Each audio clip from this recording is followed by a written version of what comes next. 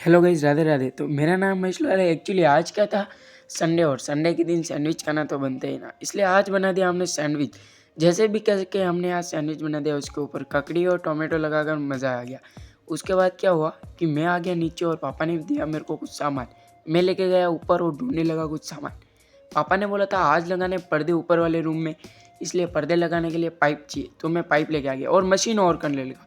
On करने के बाद मैंने मशीन कर दी फिट, और मैं इधर चला रहा था बंदूक की तरफ, क्योंकि मेरे को मज़ा आ रहा था ना, इसलिए। और धीरे धीरे करके मैं पापा को देने लगा सामान, यानी कि जैसे मशीन को लगाना, उसके बाद मैं देने लगा पापा को सामान, छोटे छोटे स्क्रू वगैरह और पॉइंट जैसे। उसके बाद मैंने लगा दिए, फिर मैंने पापा को स्क्रू दिया और पापा ने लगाए। फिर उसके ऊपर जो रखने का होता है ना पाइप के ऊपर, वो, और पाइप लगाने के बाद वहाँ पर लगा दिए पर्दे, और इस जगह तो लगा दिए पर इस जगह बाकी रह गए, इसलिए वो भी लगा दिया जल्दी से। और आज का व्लॉग हो गया मेरा एंड। हंसते रहना और खुशी मनाते रहना, देखना ना भूले तारक मेहता का नहीं, महेश के व्लॉग।